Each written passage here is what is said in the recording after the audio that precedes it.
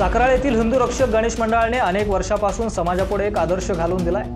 कोणत्याही प्रकारची आतिषबाजी न करता विविध समाज उपयोगी उपक्रम घेऊन दरवर्षी गणेश उत्सव साजरा केला जातोय। याही वर्षी कोणत्याही पद्धतीचे ध्वनी प्रदूषण न करता गणपती बाप्पाची स्थापना करण्यात आली आहे।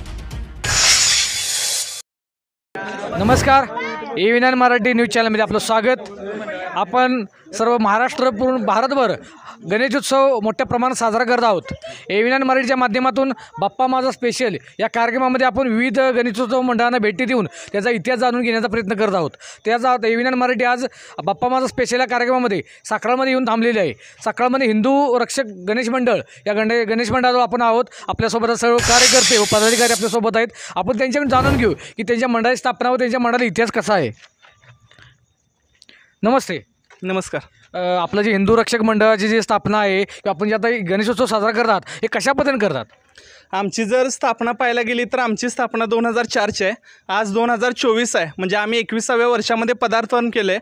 पण या 21 वर्षाचा 20 वर्षाचा जो कालखंड आहे त्या कालखंडामध्ये हिंदू रक्षक गणेशोत्सव मंडळाच्या माध्यमातून या साखराळ गावाला सातत्यानं नवीन आदर्श देण्याचं काम या हिंदू रक्षक गणेश मंडळाच्या माध्यमातून केलं आहे। 2004 पासून आम्ही विविध नाटकं या मंडळाच्या माध्यमातून लोकांसमोर आणत होतो आणि त्या नाटकाच्या माध्यमातून समाज प्रबोधनात्मक जे काही संदेश आहेत ते आम्ही या साखराळ गावातील समस्त ग्रामस्थांच्यापर्यंत पोहोचवण्याचं काम केलं। आज मध्यंतरी कोरोना आला, त्यानंतर महापूर आला। या कुठलंही संकट या साखराळ गावामध्ये येऊ दे किंवा महाराष्ट्रामध्ये येऊ दे, कुठलंही संकट आल्यानंतर साखराळ गावामधून हिंदू रक्षक ग्रुप नेहमीच एक पाऊल पुढे असलेलं तुम्हाला पाहायला मिळेल। कारण ज्या ज्या वेळेला संकट आलं त्या वेळेला हिंदू रक्षक गणेशोत्सव मंडळाच्या कार्यकर्त्यांना हाक न मारता प्रत्येक कार्यकर्ता मी या समाजाचं काहीतरी देणं लागतो या उद्देशानं त्या लोकांपर्यंत पोहोचलेलं तुम्हाला पाहायला मिळेल। आज अनेक नाटकं असतील, कोरोना, महापूर असेल, अशा विविध जी काही येणारी संकट आहेत त्याच्या काळामध्ये धावून जाण्याचा प्रयत्न केला जातो। पण या मंडळाच्या माध्यमातून जी वर्गणी गोळा केली जाते आणि वर्गणी जी शिल्लक राहील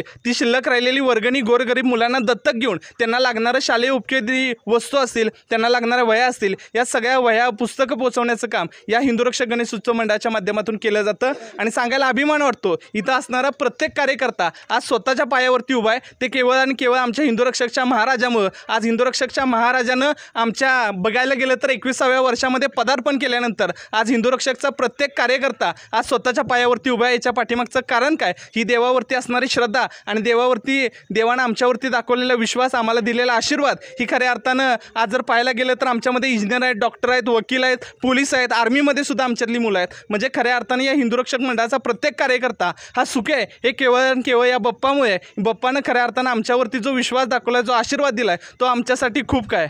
आपल्या मंडळाचं नाव हिंदू रक्षक आहे हे म्हणजे युनिक असं जाणवते, कारण आपण इतके मंडळाची नावं बघतो, पण हे जरा वेगळं वाटतं। याचं कारण काय?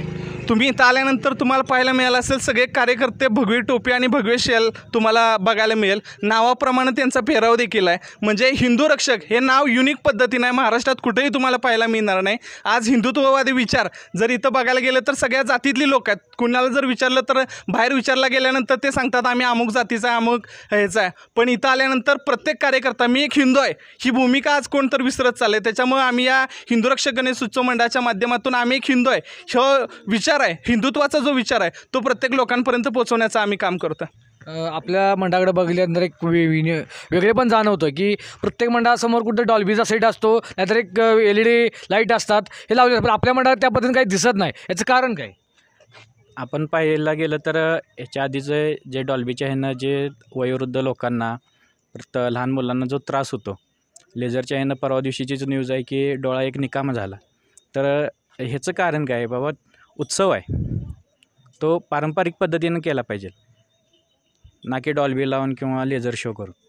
जे आहे हे पारंपरिक पद्धतीनंच आम्ही चालू ठेवतो। आपल्यासोबत अजून काही कार्यकर्ते आहेत, काय सांगाल आपल्या गणेशोत्सवाची कशा पद्धतीनं सुरुवात होती दिवसाची? सुरुवात होते विधिपूजन झाल्यानंतर आरती सकाळी होते, नंतर आपला बाकीचा अनंत चतुर्थीचा उत्सव सुद्धा सर्वात मोठा असतो, पण त्यावेळेला आपल्याला सुद्धा ध्वनी प्रदूषणाचं प्रमाण असतं का? कशा पद्धतीने आपण अनंत चतुर्थीचा उत्सव साजरा करता? नाही, अनंत चतुर्थी आपली साध्या पद्धतीनं पारंपरिक पद्धतीने चालू असते। साऊंड वगैरे लाईव्ह शो काही नसतो, एकदम शांततेचं विसर्जन असतं आपलं, मिरवणूक वगैरे काही नसते। आपल्यासमोर आता बरेचसेच कार्यकर्ते आहेत, अजून आपल्याकडं काही कार्यकर्त्यांच्याकडे जाणून घेऊ। काय सांगाल, आपला गणेशोत्सव असा इतर आता साखरामध्ये कित्येक गणेश मंडळ आहेत, पण आपलाच असा वेगळा का? वेगळंपण म्हणजे या मंडळाचं एक कार्यकर्ता जो की नावाप्रमाणे हिंदू रक्षक या नावाप्रमाणे हिंदू धर्म जपण्याचं काम करतो आहे आणि जे मंडळाचे कार्यकर्ते आहेत, ज्येष्ठ कार्यकर्त्यापासून छोट्या कार्यकर्त्यापर्यंत हे समाजसेवा करण्याची त्यांची भावना आहे. मंडळाची जी वर्गणी आहे, जी वर्गणी शेवटी अनंत चतुर्थी ते राहिलेल्या वर्गणीतून वृद्धाश्रम, अनाथ आश्रम येथे दान केले जातं. हे मंडळाच्या कार्यकर्ता एक सामाजिक बांधिलकी जपतो आहे, हेच मंडळाच्या वतीनं सांगतो. सर्वात मोठी खासियत त्यांची जाणवते की त्यांनी या मंडळात येणारा खर्च जो आहे तो कमीत कमी जितका करता येईल तितका कमीत कमी खर्च करून राहिलेली रक्कम आहे ती वृद्धाश्रम असू दे किंवा काही शैक्षणिक मुलांसाठी ते खर्च करतात. काय सांगाल, आपण आता गणेशची मूर्ती स्थापना केली, किती दिवसाचा आपला हा उत्सव असतो? 11 दिवसाचा असतो. आपल्या 11 दिवसामध्ये काय कार्यक्रम असतात आपले? 11 दिवसामध्ये कार्यक्रम आमचे नाटकाचे ही कार्यक्रम होते ते आमचे. आता आपण मगाशी सांगितलं की आपली नाटकं 2 वर्षापासून बंद झाली. आता सोशल मीडिया कुठंतरी याला गांभीर्य आहे का त्याचं? कारण सोशल मीडिया आल्यापासून जसा मोबाईल आपल्या जवळ आला त्याला कुठंतरी आपली नाटक ही परंपरा लोप पावत चालली. याचं कारण काय? जर पाहायला गेलं तर आज प्रत्येकजण आपापल्या कामामध्ये बिझी राहिला आहे. प्रत्येकजण आज मुळात गावाकडे राहिलेलं नाही. प्रत्येकजण आज बाहेर जातो आहे आणि सोशल मीडिया, मोबाईल आला आहे, व्हॉट्सअप आलं आहे, त्याच्यामुळं प्रत्येकजण आज मोबाईलमध्ये गुंग आहे आणि त्याच्यामुळं मंडळाकडे येणाऱ्यांची संख्या आज फार कमी आहे. टी व्ही, मालिका, सिरियल याच्यामध्ये आज महिलांचा जर प्रतिसाद बघितला तर तो फार कमी मिळायला लागला आहे. त्याच्यामुळे 2 वर्षापासून आम्ही नाटकं बंद केलेत, पण ही नाटकं बंद केल्यापासून आम्ही नवनवीन उपक्रम करतो जेणेकरून महिलांपर्यंत अनेक सामाजिक उपक्रम पोहोचतील. याच्या माध्यमातून आम्ही सामाजिक संदेश देण्याचं काम, आमचा तो प्रयत्न आहे, तो आम्ही सातत्यानं प्रामाणिकपणे चालू ठेवलेला आहे.